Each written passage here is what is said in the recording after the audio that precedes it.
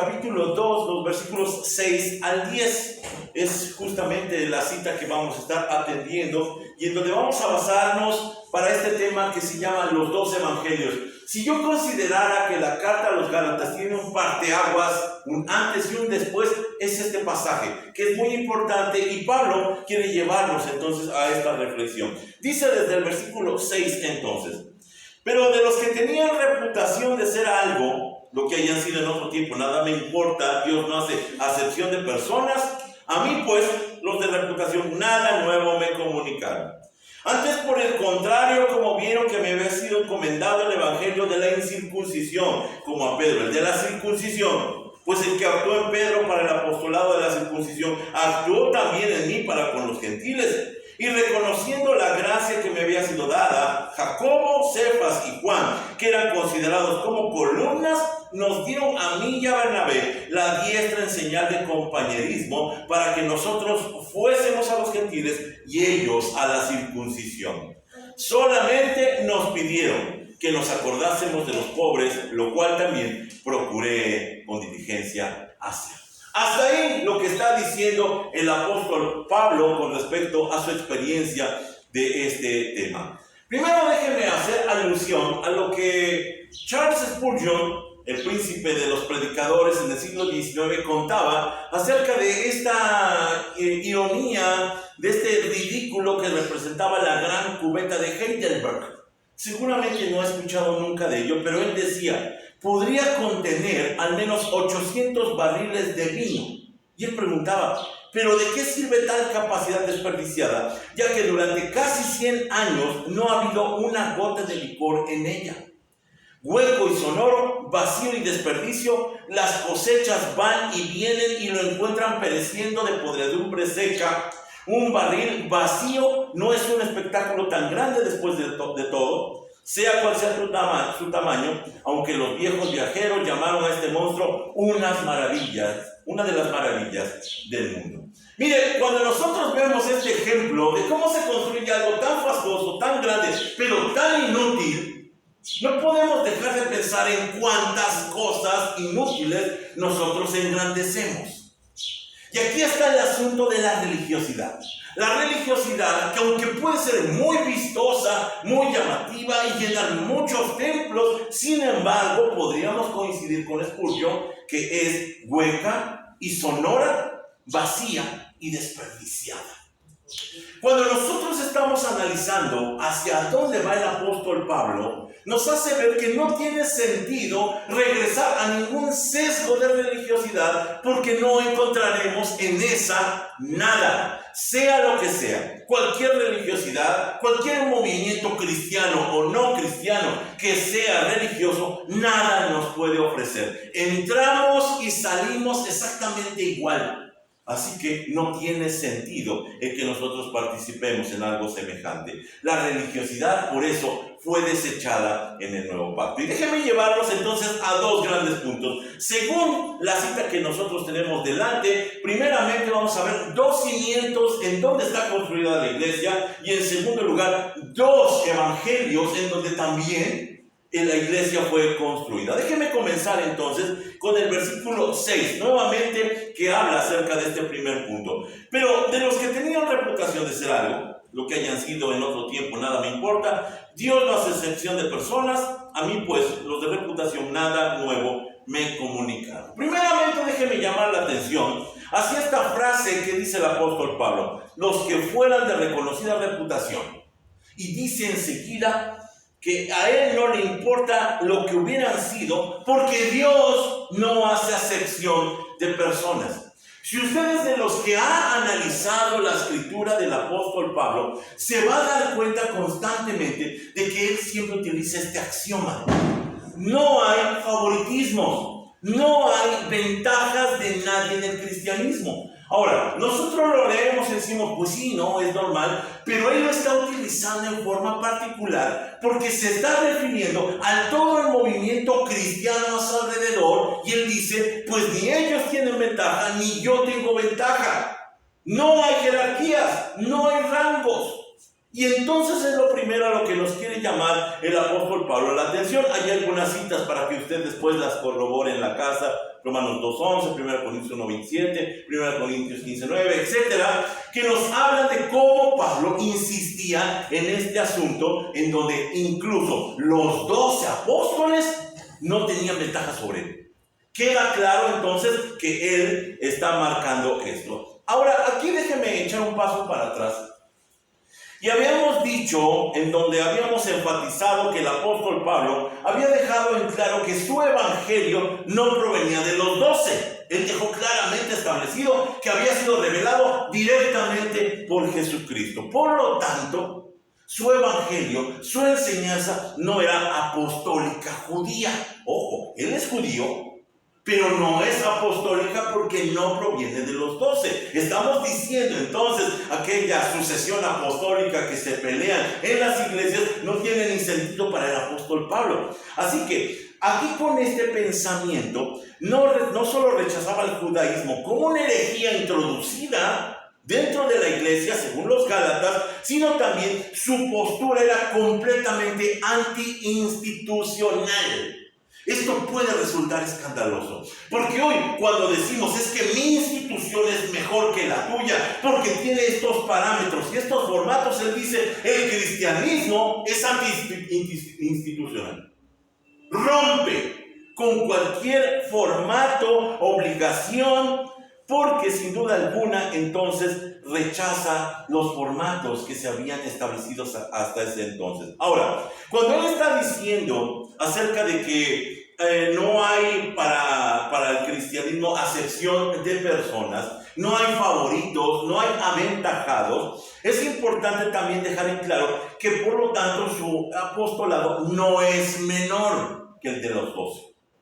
No está buscando humillar y desacreditar el apostolado de los 12, no, sino que dice que ni uno ni otro tiene preferencia, tiene importancia más que el otro. Esto es a lo que nos quiere llevar. Entonces, lo que está buscando es demostrar que el reclamo de sus opositores que lo acusaban de tener un evangelio menor o desacreditado no tiene sentido. Hacia ningún lado puede caminar como si alguno tuviera alguna ventaja. No existen rangos. Ahora, el apóstol Pablo no está haciendo algo extraordinario. Él está cumpliendo la escritura. Hay dos pasajes en el Antiguo Testamento, Éxodo 23:3, que dicen, por ejemplo, no inclines tu testimonio en favor de una persona solo porque sea pobre. Ojo, no porque sea rico, sino porque a veces nosotros somos dados a compensar.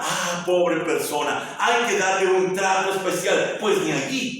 Dice el Señor desde el principio, debe de ser imparcial y justo. Y el otro pasaje es Deuteronomio 1:16 y 17. Sean totalmente justos en las decisiones que tomen e imparciales en sus juicios.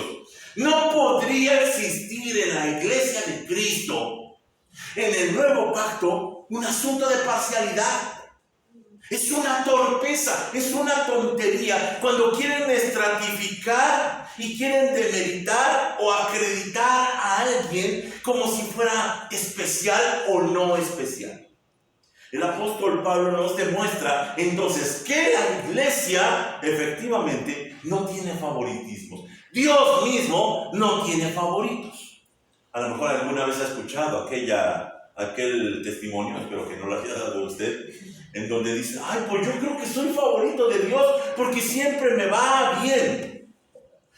Dios no tiene favoritos, discúlpeme. Y si tiene un solo favorito se llama Jesucristo. Y si estamos en Cristo, pues entonces todos somos favoritos.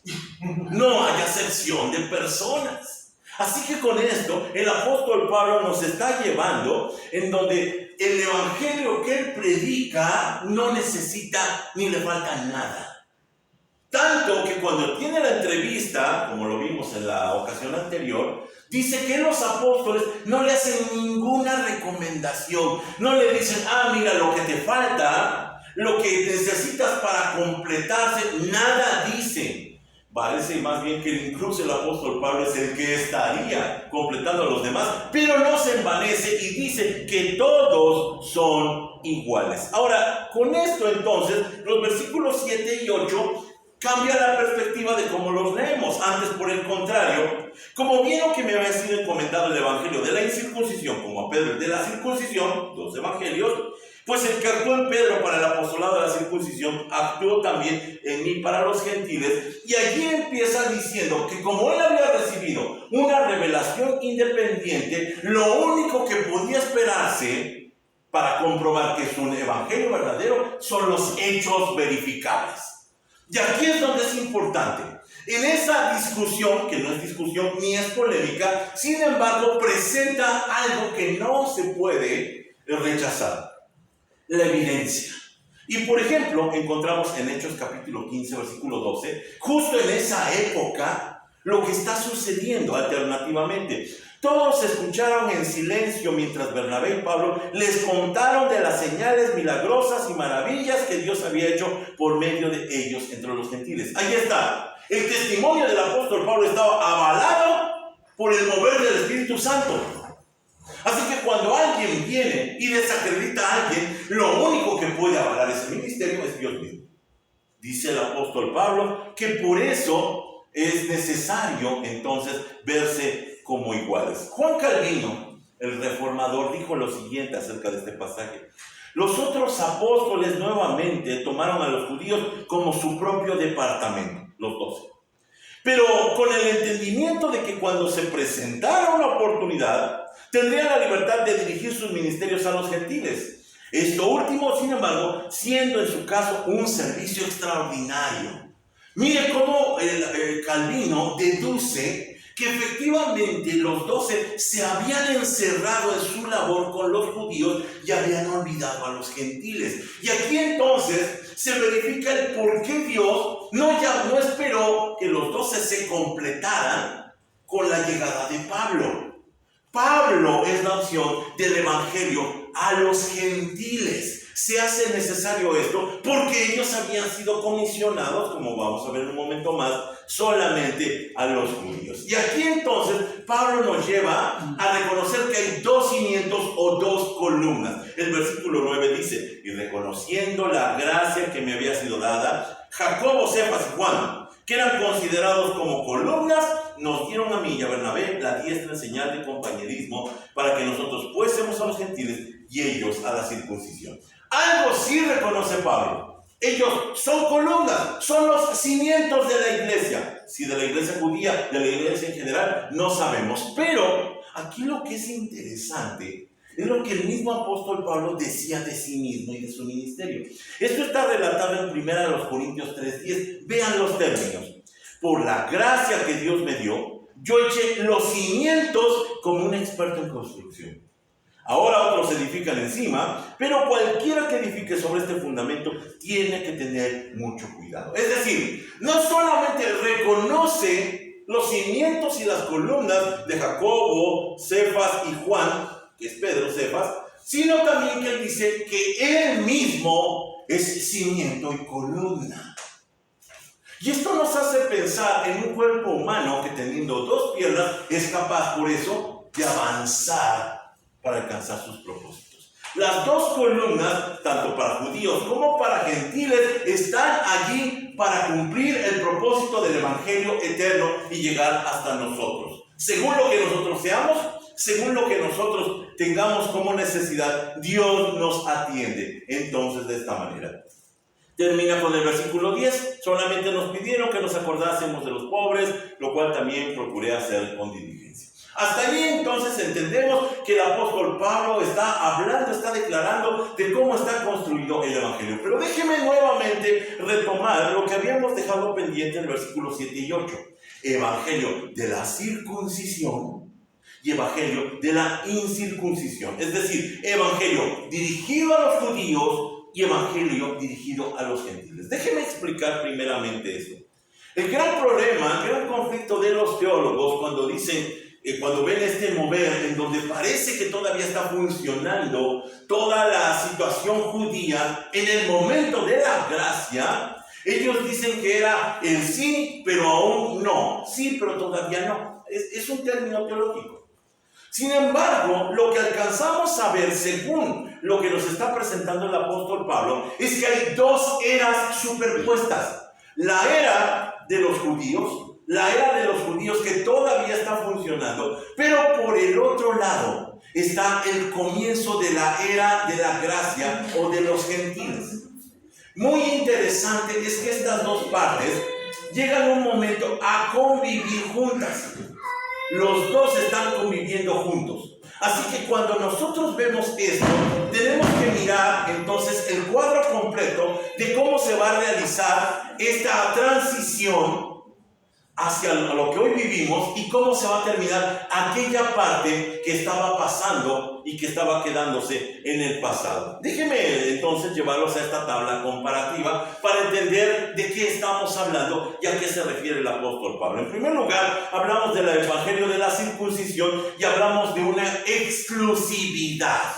Así se miran ellos. Ellos son un grupo separatista, ellos se miran a sí mismos como algo particular y entonces lo que alcanzamos a ver es el asunto de la exclusividad. Es muy interesante que Jesús mismo dirigió su atención inicialmente a los judíos. Inicialmente, Él dijo en Mateo 10:5, Jesús envió a los 12 apóstoles con las siguientes instrucciones: no vayan a los gentiles ni a los samaritanos. Es sorprendente. ¿Por qué lo hacen?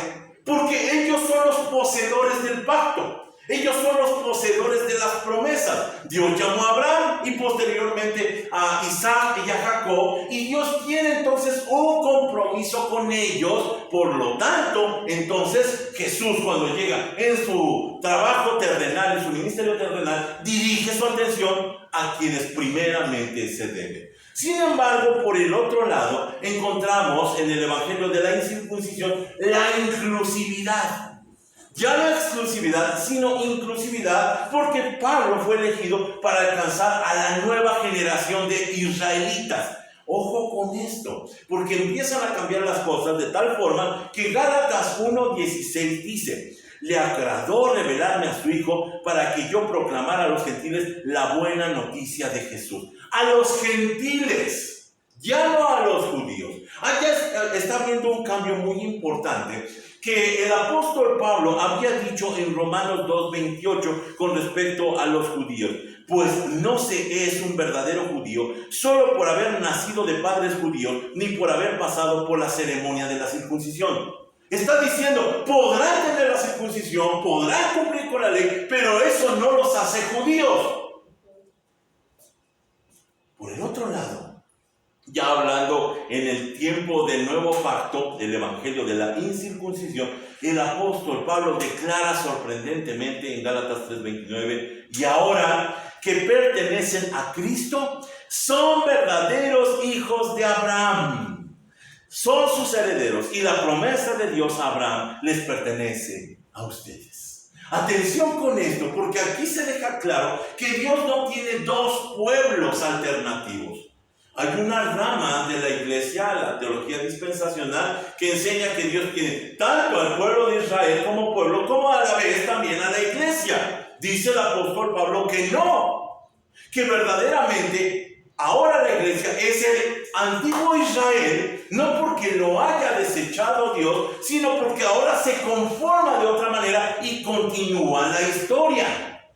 Así que lo que nosotros encontramos, que son llamados como descendientes verdaderos de Abraham, todos aquellos que han creído en Cristo. Hay un cambio completamente básico en todo este asunto. Ahora, por el otro lado, cuando hablamos de evangelismo, cómo funcionaba, también hay un cambio muy importante. En el evangelio de la circuncisión encontramos la gran comisión. ¿Ha escuchado ese término? En Mateo, en Marcos, la gran comisión de ir y alcanzar a las naciones estaba sobre todo dirigido a alcanzar a los judíos. En ese momento, la gran comisión es un asunto urgente porque el juicio viene contra los poseedores del pacto. Ellos eran poseedores del pacto, pero también, por haberlo tenido, eran infractores del pacto. Por eso, Juan el Bautista, cuando se presenta, lo primero que dice al abrir su boca es: arrepiéntanse, porque el reino de los cielos se ha acercado. Esto coincide justamente cuando en Hechos 2:40 el apóstol Pedro, después de ese fabuloso tema, sermón del día de Pentecostés, dice: sálvense de esta generación perversa. Es decir, Dios estaba señalándolos a ellos y estaba acusándolos de haber infringido el pacto, y por eso era necesario que ellos supieran para que tomaran entonces los ajustes necesarios. La gran comisión entonces fue dispuesta así, tanto que incluso durante 40 años, lo que bíblicamente es una generación, se les predicó, aunque pocos aceptaron. Esa generación perversa, desafortunadamente, se cumplió la amenaza de que serían enjuiciados. Ahora, por el otro lado, el evangelio de la incircuncisión, el evangelio que a nosotros nos toca, en el evangelismo ya dijimos que Cristo se revela. Él dijo, el apóstol Pablo en Gálatas 1:12, no recibí mi mensaje de ninguna fuente humana, ni nadie me lo enseñó.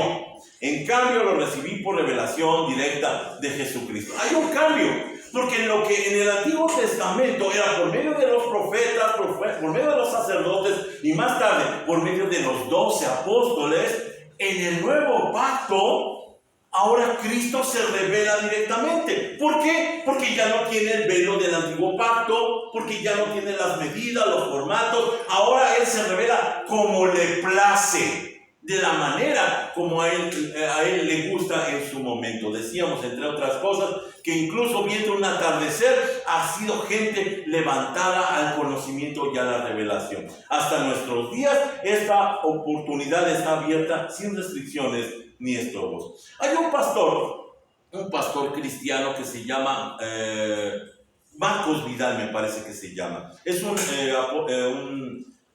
pastor español. Y él cuenta, me parece que estaba en los Testigos de Jehová, que leyendo la misma Biblia de la Nueva Traducción Universal, no me acuerdo cómo se llama, del Nuevo Mundo, dice que él se dio cuenta que algo no cuadraba con lo que le estaban enseñando.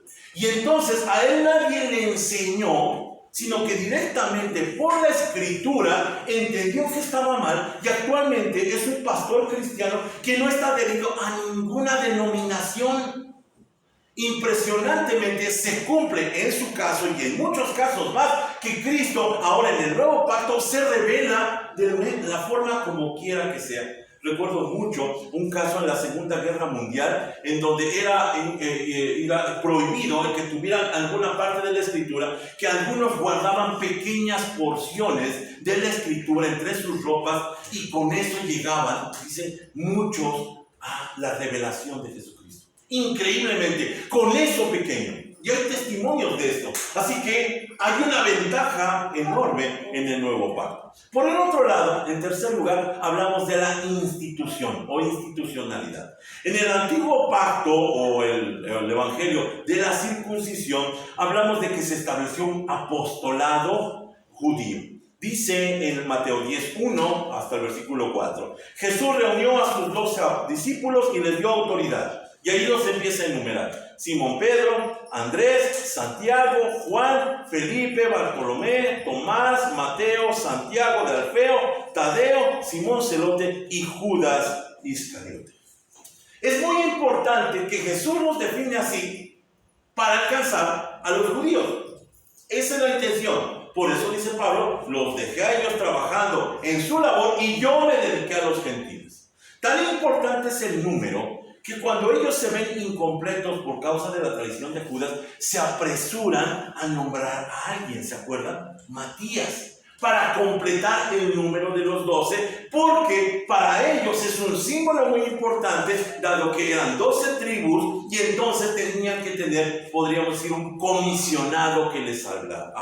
Ahora, en el Nuevo Pacto, en el Evangelio de la Incircuncisión, hablamos de anti-institución. Ya no institución, sino anti-institución. Hay dos pasajes, creo que de hecho los voy a leer aquí mismo. Efesios capítulo 4, versículo 13. Léalo conmigo, a ver si lo alcanza a ver. Dice: hasta que todos lleguemos a la unidad de la fe y del conocimiento del Hijo de Dios, a un varón perfecto, a la medida de la estatura de la plenitud de Cristo. Es importante que cuando dice hasta, Está delimitando un tiempo. No dice que siempre seguirá esta función, sino que tiene un momento cuando terminará, cuando se transformará, cuando se cumplirá.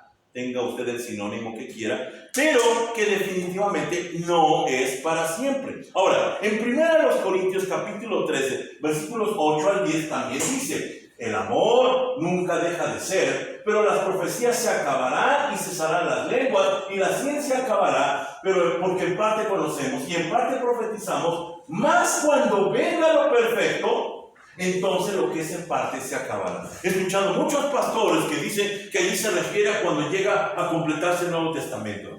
Es muy vago eso. Realmente no podríamos decir algo semejante como que estuviera hablando del canon bíblico. Definitivamente no es así. Estaba hablando del momento cuando la iglesia completamente establecida ya no tendría el formato antiguo.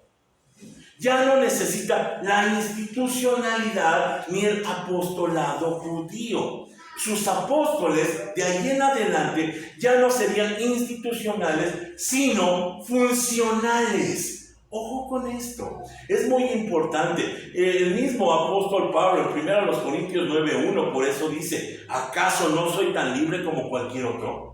No soy un apóstol, no he visto a Jesús nuestro Señor con mis propios ojos, no es gracias a mi trabajo que ustedes pertenecen al Señor, porque todos estaban acusándolo de que Él no era un verdadero apóstol. Y Él dice: sí lo soy. ¿Quién te nombró? Dirían los opositores.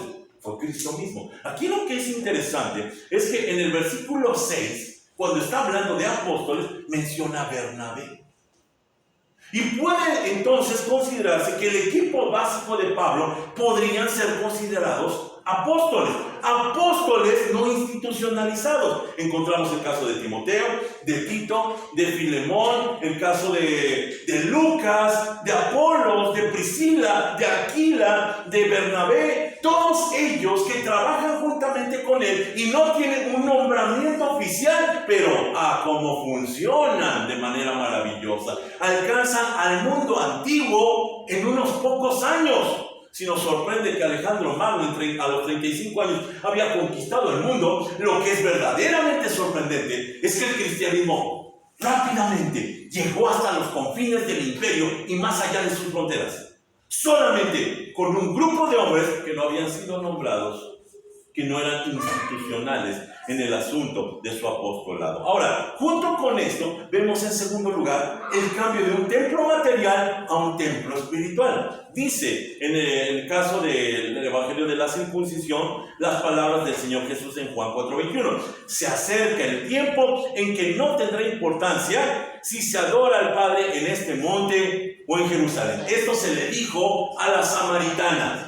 No habrá el día de mañana un lugar exclusivo, como sucedía en el tiempo judío, en donde se presentara la presencia de Dios o se encontrara la presencia de Dios. Sin embargo, ya en el nuevo pacto hay un cambio total en donde incluso ya no se necesita de templo, porque ahora el cristiano es el templo del Espíritu Santo, como dice Pedro en 2:5.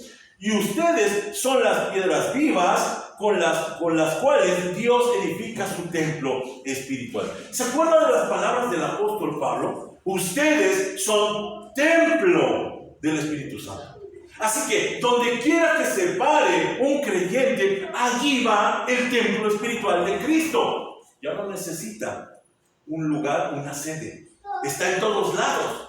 Se diseminó esa tremenda montaña, la roca que había golpeado a la estatua y se convirtió en una gran montaña, alcanzó todos los confines del mundo hasta nuestros días. Hay un cambio total. En tercer lugar, vemos los ministerios institucionales especializados. En el caso de la circuncisión, hablamos de que fueron hechos o instituidos para instituir a la iglesia, fueron dispuestos para instituir a la iglesia. Y entonces encontramos este tipo de clero, liderazgos, de jerarquías, y dice el apóstol Pablo acerca de eso en Efesios 4:11.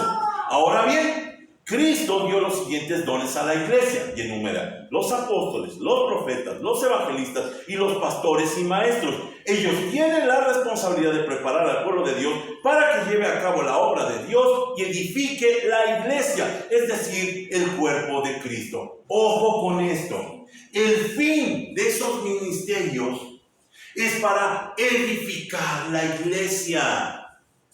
Hoy la iglesia ya está edificada, entonces no necesita apóstoles, profetas, evangelistas y pastores maestros especializados o nombrados que tengan una jerarquía sobre los demás, porque cuando el apóstol Pablo estaba diciendo esto, reconoce que todos son transicionales, es decir, junto con los dones espirituales que cada una de las personas tenían la función de construir la iglesia de Cristo. Ahora, para salir de algunas dudas, ¿cómo lo maneja el nuevo pacto? ¿Cómo lo mira el nuevo pacto? Dice que todos son ungidos, todos son ministros, todos son apóstoles, todos son profetas. No hay una especialidad de nadie.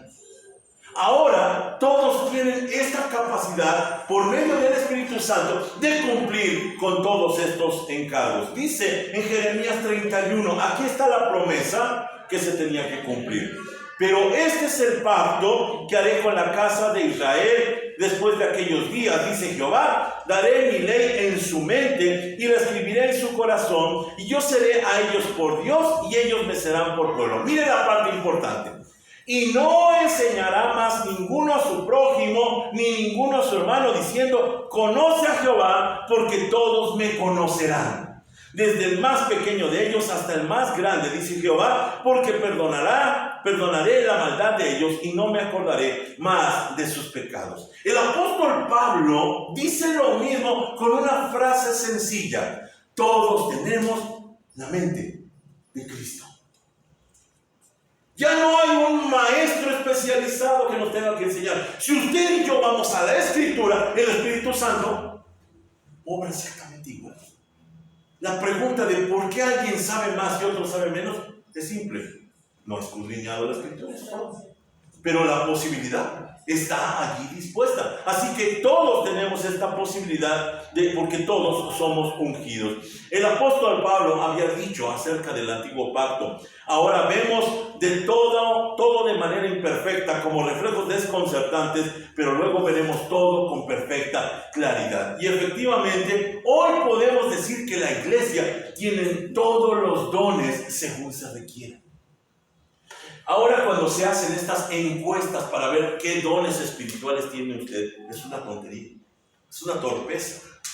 Mire que yo, en su momento, he tenido la experiencia de poder orar por personas enfermas y han sanado en ese momento.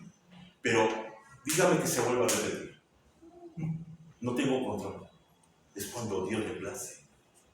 Así entonces, todos los dones, todos los ministerios, según la necesidad, Dios los otorga a su Hijo, sea quien sea. Ya no tiene una calidad específica de personalidad. Funciona indistintamente según al Señor le place, según el Señor necesita. Aquí es maravilloso entonces saber y sentirnos consolados que allí en medio de la nada, si no hay nadie más que hable de la palabra del Señor, Dios nos utilizará a nosotros y nos capacitará para poder enseñar la palabra de Dios.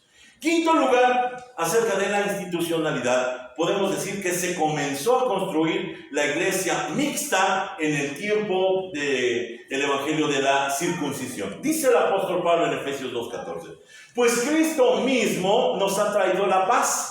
Él unió a judíos y a gentiles en un solo pueblo cuando por medio de su cuerpo en la cruz derribó el muro de hostilidad que nos separaba. Mire, esta era una fiesta maravillosa. Por fin, lo impensable, la reunión de judíos y no judíos, por fin podían convivir en un solo lugar. Y podríamos decir, vaya, esto es maravilloso. Pero Pablo da un paso más allá.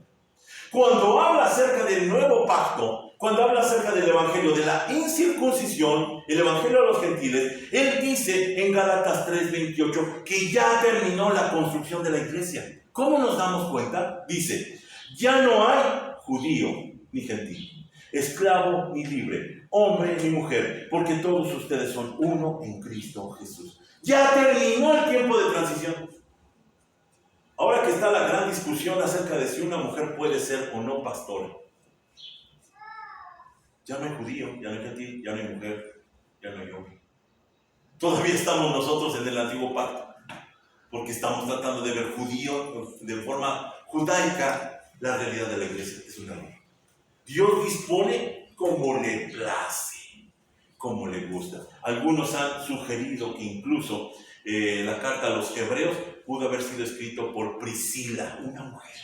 Sería sorprendente poder corroborar eso. Puede ser, pero cabe solamente dentro del nuevo pacto. Por último, terminemos entonces con el asunto de la temporalidad. Y encontramos entonces que el evangelio de la circuncisión era temporal, no era permanente. Dice Gálatas 3:19. Entonces, ¿para qué se entregó la ley?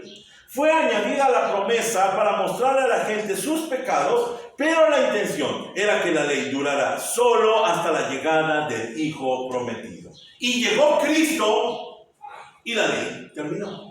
¿Por qué terminó? Porque Cristo la cumplió. La cumplió en vida, cumpliendo sus mandatos, y la cumplió con su muerte, cuando él tuvo que pagar por los que no habían cumplido esa ley. Cuando ya se cumple la ley, entonces es temporal, no es permanente, y solamente existe mientras existiera la cultura judía.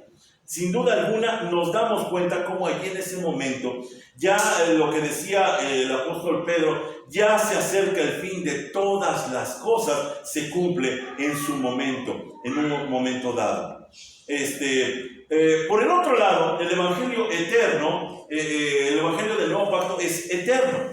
Dice el apóstol Pablo en Hebreo, dice el escritor de Hebreos 13:20. Y ahora que el Dios de paz, quien levantó de entre los muertos a nuestro Señor Jesús, el gran pastor de las ovejas, y que ratificó un pacto eterno con su sangre, habla de un pacto eterno, habla de un pacto permanente. Y cuando nosotros estudiamos en el Antiguo Testamento la palabra eterno, no tiene que ver con permanente. Tiene que ver con algo que un día se entenderá, algo oculto que se revelará. Ya hablaremos en su momento de este asunto. Así que el gran reclamo de Pablo era por retornar a algo que ya estaba por desaparecer. ¿Por qué la iglesia está insistiendo en esos formatos? Sin duda alguna, Dios destruyó la religiosidad por ser el formato humano rebelde. Déjeme regresar rápidamente, si me ayudas, Azul, a un asunto que me salté: el ritualismo sacramental. Es muy importante. Cuando hablamos de ritualismos sacramentales, hablamos del viejo pacto.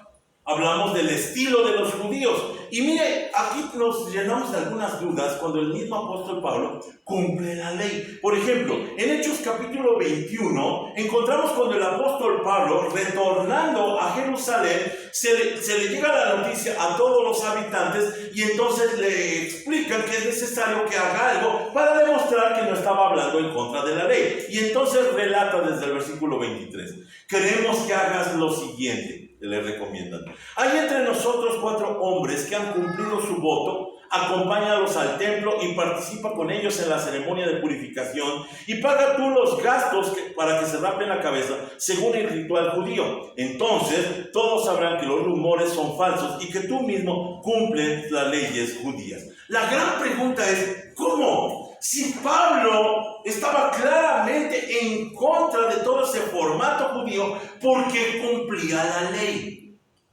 La respuesta es simple: los judíos seguían siendo judíos hasta que terminara la cultura. En el año 70, cuando es destruido el templo, allí se acaba entonces la cultura. Por lo mientras, tenían los judíos que seguir observando la ley. Ahora, en el nuevo pacto, en el evangelio de la incircuncisión, vemos que ya no hay ritualismos sacramentales. Dice en Colosenses 2:16: por lo tanto, no permitan que nadie los condene por lo que comen o beben, o porque no celebran ciertos días santos ni ceremonias, por luna nueva, ni por los días de descanso, pues esas reglas son solo sombras de la realidad que vendrá, y Cristo mismo es esa realidad. Así que termina todo este sacramentalismo, termina todo este ritualismo, para dar paso a la nueva era de la iglesia. Completa en Hebreos 10:1. El sistema antiguo, bajo la ley de Moisés, era solo una sombra, un tenue anticipo de las cosas buenas por venir, no las cosas buenas en sí mismas. Cuando nosotros tenemos el nuevo pacto, ya no hay nada más que añadir. Está completo. No necesitamos completarlo con ritualismos, con institucionalidad judía, con ningún aspecto religioso, porque hoy el nuevo pacto, el evangelio de la incircuncisión, es pleno, es completo, funcional totalmente para que llegue a todas las personas. Termino entonces, concluyo con la frase que había dicho el apóstol Pablo a los Corintios en su segunda carta, cuando les dijo: no somos como Moisés, quien se cubría la cara con un velo para que el pueblo de Israel no pudiera ver la gloria, aun cuando esa gloria estaba destinada a desvanecerse. Cuando el apóstol Pablo está recomendando, está reclamando a los gálatas gentiles, ¿por qué habían regresado al antiguo pacto? Nos damos cuenta que es porque estaba a punto de desaparecer. Es porque ya no era funcional, porque ya no era el plan de Dios con respecto a la iglesia. La iglesia ahora radica en la libertad. La libertad de hacerse y rehacerse según como es la persona, según como es la necesidad, según como nosotros mismos incluso podemos. Y entonces vemos el obrar del Espíritu Santo y vemos a Jesucristo revelándose constantemente por medio de este bendito libro, por medio de nuestra conciencia, por medio de todo lo que podemos tener a nuestro alcance. Y entonces vemos que efectivamente no necesitamos retornar al antiguo pacto. Aquel barril de Heidelberg con el que comenzamos este tiempo, ya no es necesario instalarlo. Ese barril que es religiosidad, sonoro, vacío, inútil, ya no es necesario. Ahora podemos ir a la edificación completa en la iglesia de Jesucristo. Oremos. Padre, te agradecemos porque tu misericordia es infinita y fiel, y porque creemos que por medio de Cristo todas las cosas se han cumplido y nos llevan, Señor, a abandonar cualquier formato que pudiera ser nocivo para el cristianismo. Cambia nuestra mentalidad, llévanos a entender cuál es el pacto que nos pertenece, el nuevo pacto instituido en tu sangre, para que entonces con una conciencia renovada podamos verdaderamente participar y practicar lo que es justo, lo que viene de tu mente, porque nosotros tenemos la mente de Cristo. Gracias te damos por tu palabra, gracias te damos por la libertad que nos ofreces en Cristo Jesús, porque podemos descansar en esta. Te bendecimos entonces por tu llamado y por esta enseñanza en el nombre de Jesús. Amén.